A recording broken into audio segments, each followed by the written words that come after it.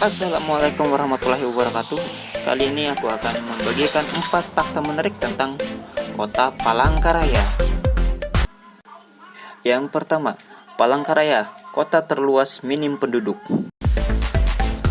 Kota yang terletak di tengah-tengah wilayah kepulauan Indonesia ini disebut-sebut sebagai salah satu kota terluas Indonesia. Luas kota ini nyaris 4 kali lipat dari kota Jakarta, tepatnya sekitar 2.400 km persegi.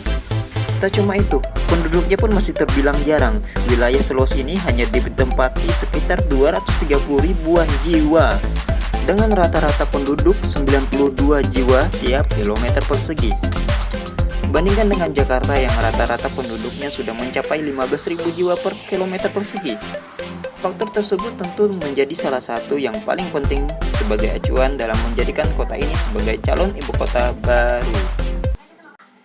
Yang kedua, diresmikan langsung oleh Bung Karno. Pembentukan Kalimantan Tengah sebagai salah satu provinsi harus melalui proses yang cukup panjang.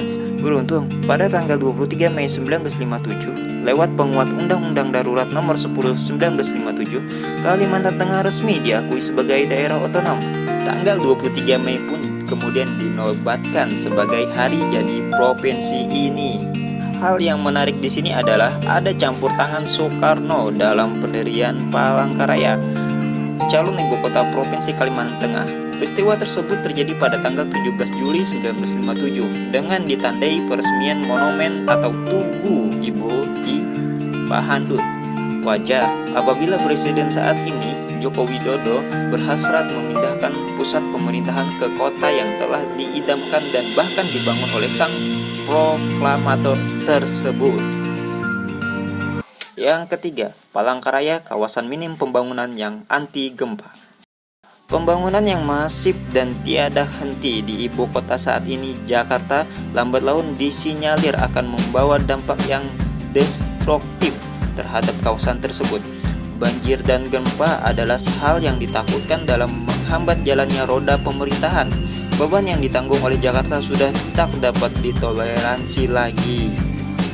Mencuatlah nama Palangkaraya sebagai calon ibu kota yang paling tepat ditilik dari topografi, letak geografis, dan rekam jejak bencana yang terjadi di sana. Kabarnya, wilayah ini jarang diguncang gempa. Pembangunan di sana juga masih jarang, sehingga berimbas pada kepadatan penduduk dan lalu lintas kendaraan.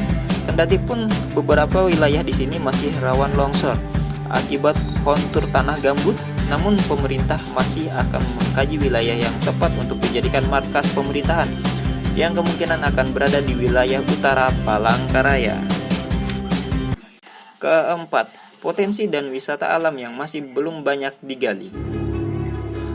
Palangkaraya adalah sebuah kota yang masih terbilang alami, setidaknya jika dibandingkan dengan Jakarta.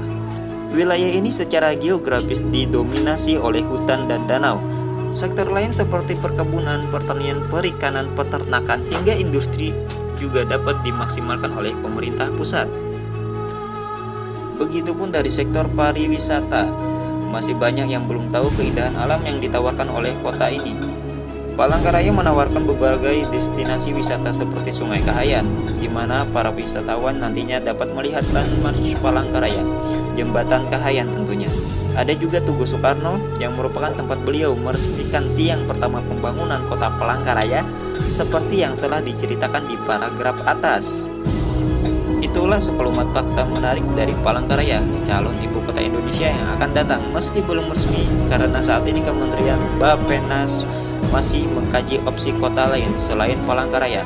Namun kita sebagai masyarakat mesti mengapresiasi keberanian pemerintah untuk mewujudkan ibu kota yang lebih baik, ibu kota yang diimpikan oleh sang pendiri bangsa Soekarno-Hatta.